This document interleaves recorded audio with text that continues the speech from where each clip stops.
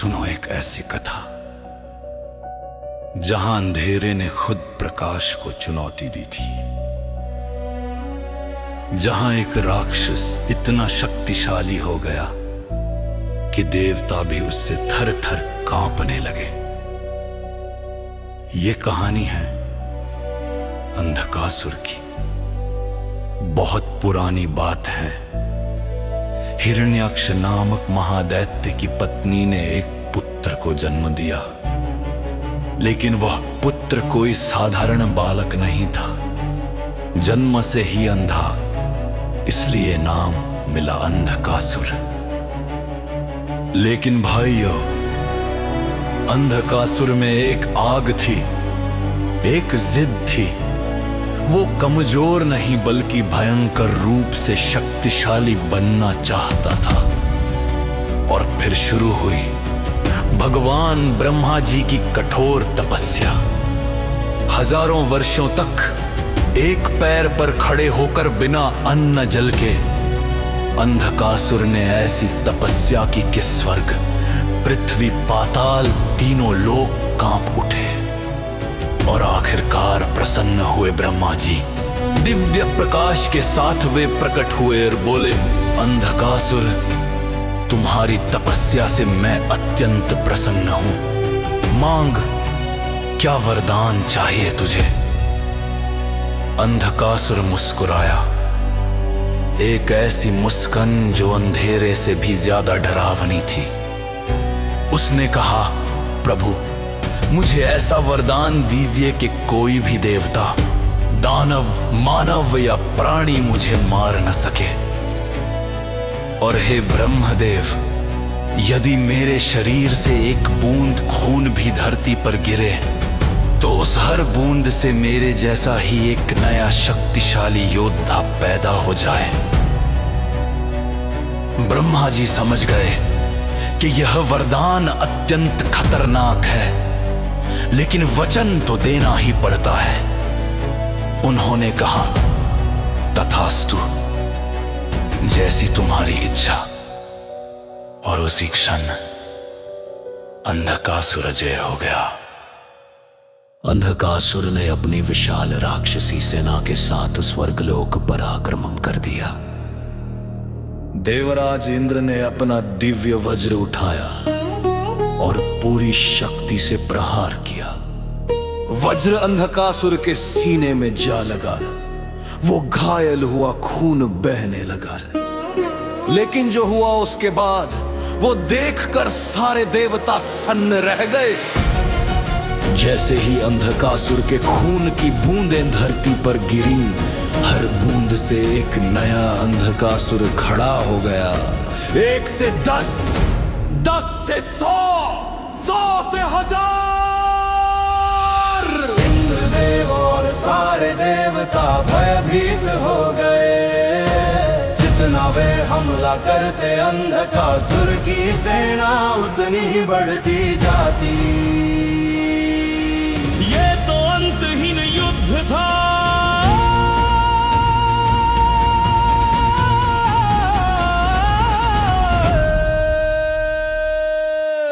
अंधकासुर ने स्वर्गलोक पर अधिकार जमा लिया। देवता हार गए। उनका सिंहासन, उनका वैभव, सब कुछ अंधकासुर ने छीन लिया। देवताओं में हाहाकार मच गया। सब एक स्वर में बोले, अब बचा सकते महादेव, केवल भगवान शिव ही इस संकट से हमें उबार सकते हैं। और सभी देवता भागे कैलाश पर्वत की ओर। केवल शिव ही इस संकट से हमें उबार सकते हैं। देवताओं शिव जी के सामने सिर झुकाए और पूरी व्यथा सुनाई। शिव जी ने कहा, चिंता मत करो देवताओं, मैं अंधकासुर का संहार करूंगा।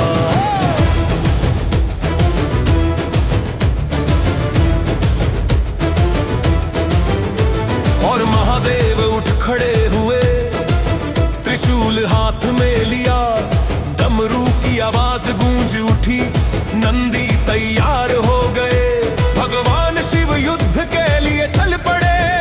जब शिव जी युद्ध भूमि में पहुंचे तो अंधकासुर ने ठहाका लगाया, वो बोला, शिव तुम भी मुझसे युद्ध करने आए हो, देवता हार चुके हैं, अब तुम्हारी बारी है। भगवान शिव ने शांत स्वर में कहा, अंधकासुर तुमने अधर्म का रास्ता चुना है, अब तुम्हारा अंत निश्चित है। और युद्ध शुरू हो गया। शिव जी ने अपना त्रिशूल घुमाया और अंधकासुर पर वार किया। त्रिशूल उसके शरीर को चीरता हुआ निकल गया। अंधकासुर घायल हुआ, खून बहने लगा। लेकिन फिर वही हुआ, खून की हर बूंद से नया अंधकासुर पैदा हो गया। अब सैकड़ों अंधकासुर शिव जी को घेरने लगे। भगवान शिव ने फिर प्रहार किया, त्रिशूल से, तलवार से, हर हथियार से। लेकिन जितने अंधकासुर मरते, उससे ज्यादा ने पैदा हो जाते। चारों ओर अंधकासुर ही अंधकासुर, हजारों राक्षस। भगवान शिव समझ गए कि यह युद्ध इस तरह नहीं जीता जा सकता, इसके लिए कोई और रणनीति चाहिए। और तब महादेव ने अपना तीसरा नेत्र खोलना शुरू किया। उनका क्रोध भयंकर हो गया। पूरा आकाश गरजने लगा, धरती कांपने लगी। शिव जी का शरीर विशाल होने लगा, उनके रोम रोम से अग्नि निकलने लगी। और फिर शिव जी ने अपना सबसे भयंकर रूप धारण कर लिया।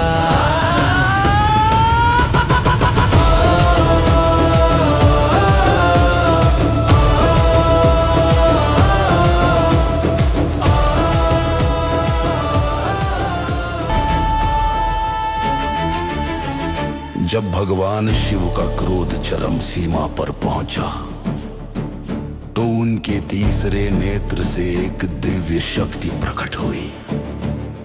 वो शक्ति थी मां काली। काले रंग का विशाल शरीर, लाल आंखें, हाथ में खड्ग और खप्पर, गले में मुंडों की माला, जीभ बाहर निकली हुई, जो भी देखे वो थर थर कांप जाए।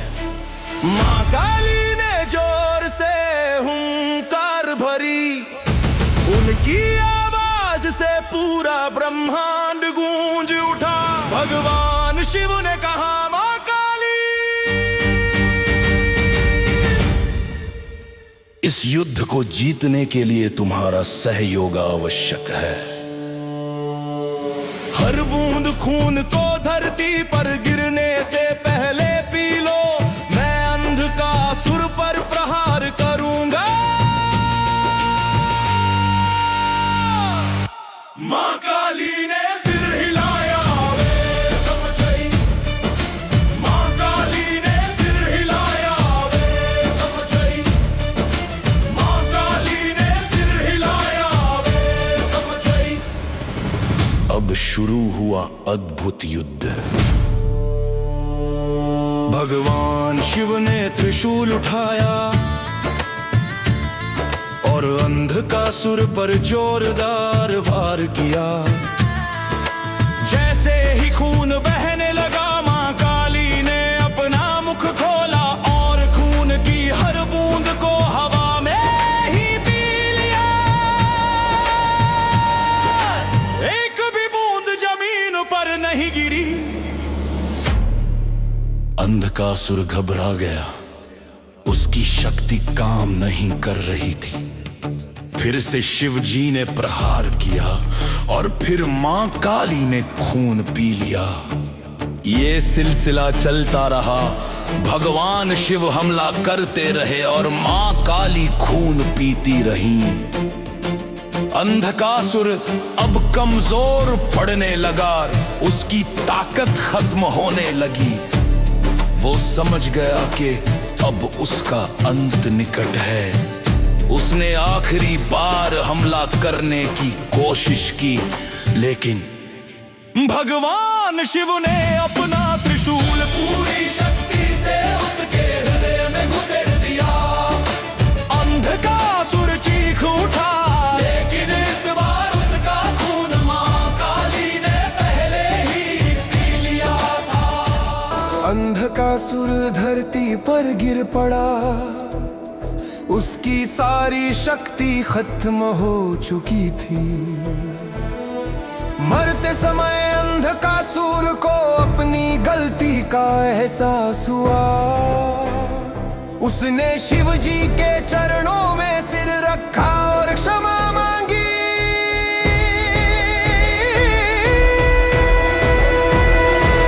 भगवान शिव ने कहा, अंधकासुर, तुम्हारे पास अपार शक्ति थी, लेकिन तुमने उसका गलत इस्तेमाल किया। अहंकार ने तुम्हें नष्ट कर दिया। याद रखो, कितनी भी शक्ति हो, अगर रास्ता गलत है तो अंत भी बुरा ही होता है। अंधकासुर ने अपनी आखिरी सांस ली और मोक्ष को प्राप्त हुआ। मां काली का रौद्र रूप शांत हो गया। भगवान शिव ने उन्हें प्रणाम किया।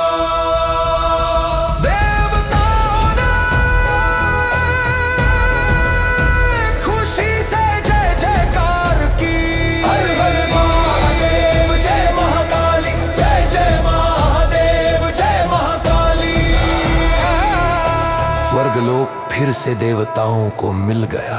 शांति स्थापित हो गई। ये कहानी हमें सिखाती है कि चाहे कितनी भी बड़ी शक्ति क्यों न हो, अगर अहंकार और अधर्म साथ हो तो विनाश निश्चित है। बुराई कितनी भी ताकतवर हो, अच्छाई हमेशा जीतती है, लेकिन उसके लिए सही रणनीति और धैर्य जरूरी है।